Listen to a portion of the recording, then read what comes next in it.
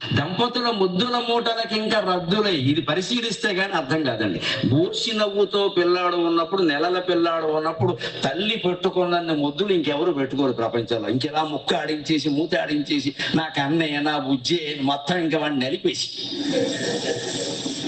అంత ప్రేమే, అంత ప్రేమే. ఆ పిల్లాడు కూడా అంత తల్లి నలిపేసినా సరే వాడికి ఏమీ కాదు. వాడు కూడా అందులో ఏదో అద్వితీయమైన ఆనందాన్ని అనుభవిస్తున్నాడు. నా కోసం నా తల్లి, నా తల్లి, నా తల్లి అంత చేస్తుంది.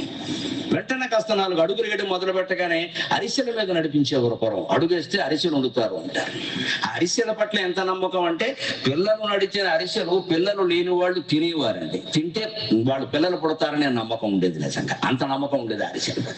అరిసెల మీదే నడిపిస్తారు. అది కూడా లెక్క పాదం, పిల్లడు పాదం పట్టాలంటే అరిసె పాదం కంటే పెద్దదిగా ఉంటుంది. పైగా అరిసె గట్టిగా ఉంటుంది. ఊరి మీద నడిపించాడనుకో దొల్లిపోయి కింద పడిపోతాడు. గారి మీద నడిపించడం వీలు కాదు. చిల్లులో వేలుపడిందంటే ముందుకు పడిపోతాడు. బొబ్బట్టు మీద కాలెట్టాడు అనుకో, బొబ్బట్టుతో సహా పైకి లేస్తాడు.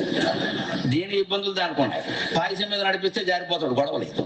కానీ అరిసె మీదే నడిపించాలి. పైగా అరిసెల మీద పిల్లల్ని నడిపించమండలంలో మన సంస్కృతిలో పరమార్థం ఏమిటంటే, అంతరార్థం, నాయనా పెద్ద అయ్యాక నువ్వు వేసే ప్రతి అడుగు ఈ ప్రపంచానికి తీపే పంచి పెట్టాలి, చేదు పంచి పెట్టకూడదు.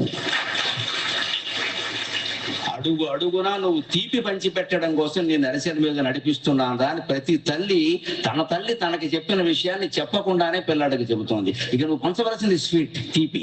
నీ మాటల ద్వారా, నీ చేతల ద్వారా, నీ జీవితం ద్వారా ప్రపంచానికి అమృతం అందాలి, విషం అందకూడదు. ఇది తెలుగు సంప్రదాయం. ఈ సంస్కృతంలో కూడా, వేదంలో కూడా ఉందో లేదో నాకు తెలియదు. తెలుగులో ఉంది ఇది. అడుగేస్తే అరిసెలు వండుతారండి, బోర్లా పడితే బొబ్బట్లు వండుతారు, రకరకాలుగా ఉన్నాయి. ఈ చిన్న చిన్న ఆచారాలు ఎంత ఉన్నాయి, అవి మనకి తెలియాలి, ఆనందం కలగాలి అంటే పసిపిల్లలను చూడాలి. దంపతుల